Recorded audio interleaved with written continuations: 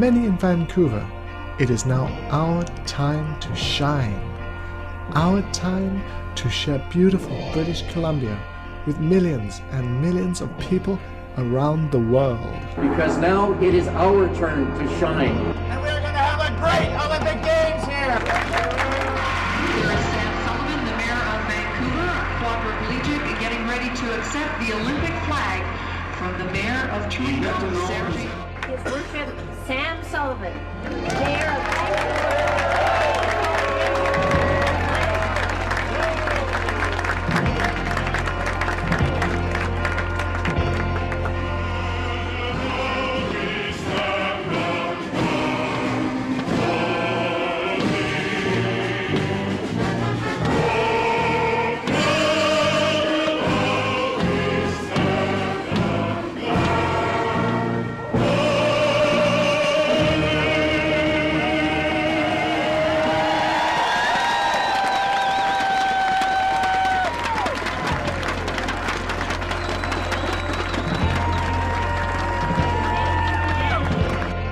Everybody come to Vancouver. Come see Canada.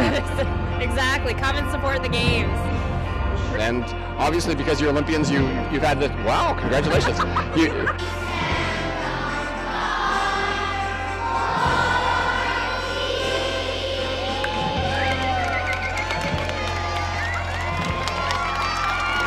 And what I like about the flag at City Hall and the Inukshuk here is they're very public symbols reminding us all that we are an Olympic and a Paralympic city.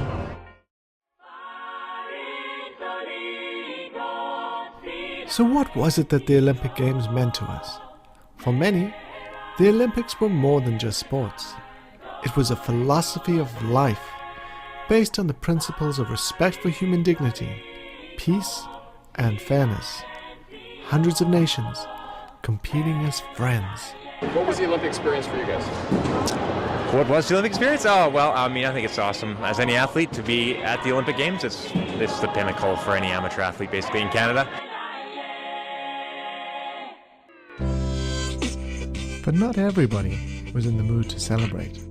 In a citywide plebiscite, 36% of voters voted against Vancouver hosting the Games. There was another side of the story, a side that was not getting the same amount of media exposure. We don't want Olympic Games here, do we? What do you think about this? I think this is a farce. It's a circus. People are fed up. I think it's a terrible thing for the city of Vancouver and the surrounding earth and the people of the surrounding areas. All the Olympics has become is a tool used by corporations and governments to develop. The corporate flag that's now dominating our city, and so I think we'll set that on fire too, just to commemorate the event that's here today. This is what we think about turning over our city to the IOC for 4 years.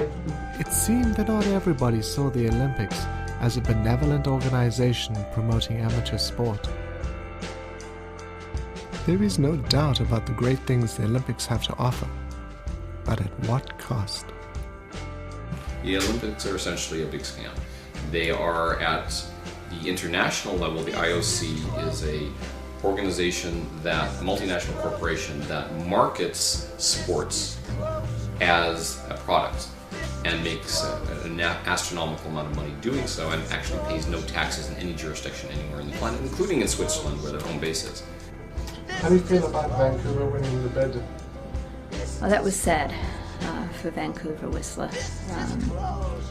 But then my position is it's unfortunate, more than unfortunate, it's a disaster for any city on the planet to have to host the Olympics. The idea is that you've got this wonderful opportunity for athletes from around the world to meet and compete, showing the best of their training and their desire and determination. But it's all done within this very strict framework of corporatization in which the Van Ark Committee are determined to give value for money to their corporate sponsors, who are really the ones who are benefiting the most from all of these games being put on.